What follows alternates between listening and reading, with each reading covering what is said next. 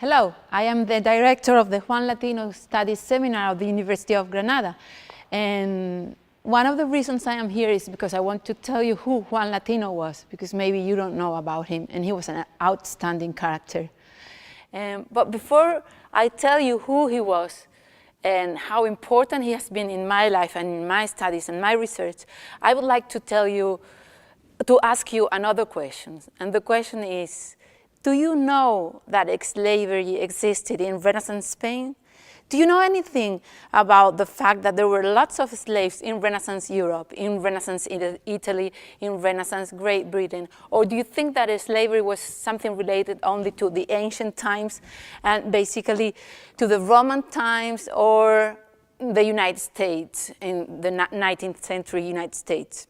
Well, the thing is that slavery has existed all over the world. And when I started studying slavery in the history of Spain 20 years ago, everybody told me, there are no slaves in Spain. You're not going to find any slaves in Europe. And then I continued studying, and I went to the archives, and I started to find historical documents. And in 3 years or 4 years, I found more than 2,500 records of slaves in Granada, in the city where I live and in the city where I am the director of the Juan Latino Studies Center. And so I realized how important slavery was. And then I realized that slavery existed all over Spain, not only in Granada, but in many places. And then I realized that at the same time that slaves were sold in Spain, the Spaniards were also being enslaved and sold in the north of Africa.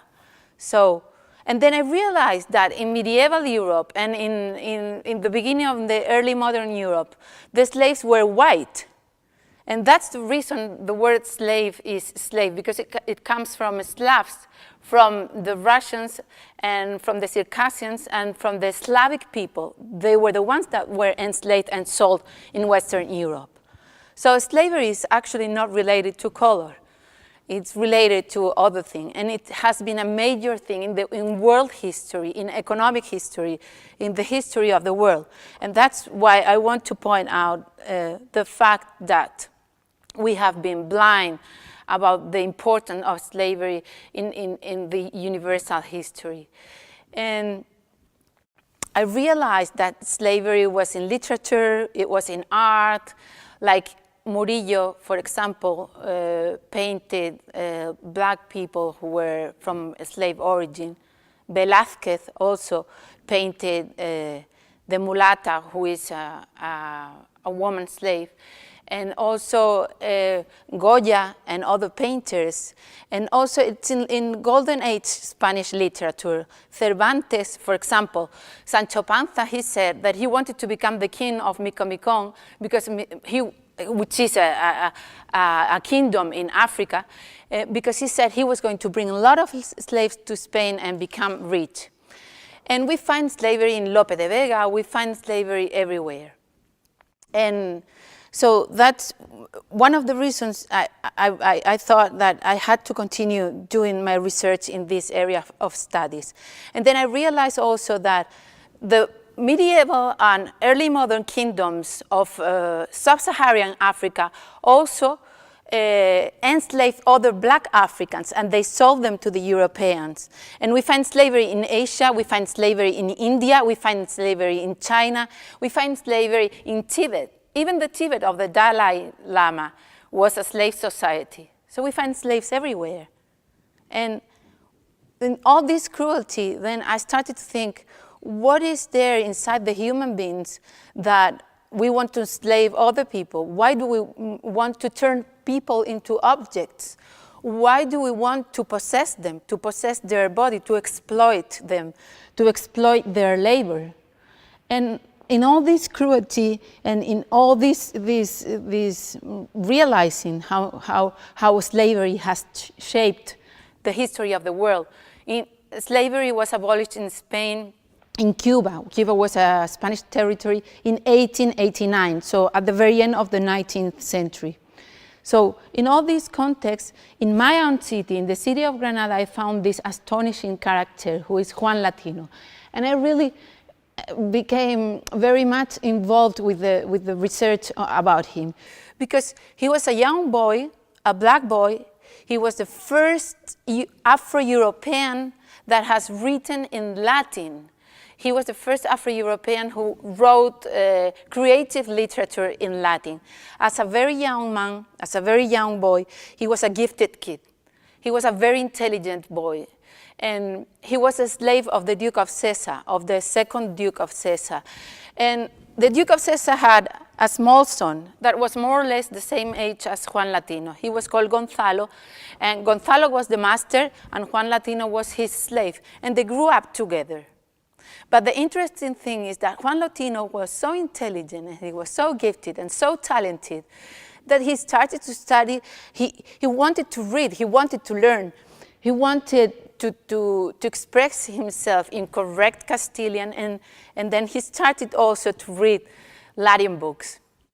And his owner, who was in the vicinity of Charles V, the emperor, was a very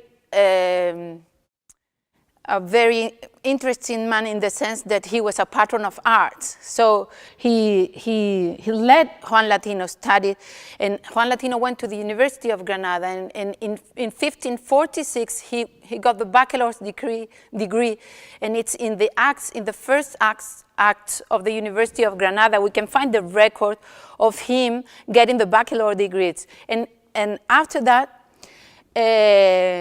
he became a doctor, and then he became professor of the University of Granada. And I have seen the records of the University of Granada where his name is written as professor of Latin, and because they are preserved in the archives of the University of Granada. And he wrote two main books in Latin. One was published in 1573, and the other one was published in 1576. Both books are preserved at the Royal Library of the University of Granada.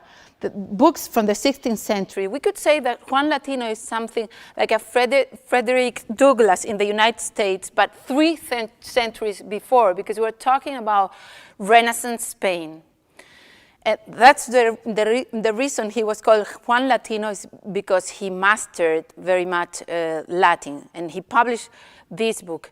And also, the interesting thing is that he married a noble woman who was called Doña Ana de Carleval, and they were one of the first mixed couples, legal mixed couple, living together in this city of Granada, near Plaza Nueva, in the area of Santa Ana, in a small street that is just before the Cabrera Bridge that exists nowadays.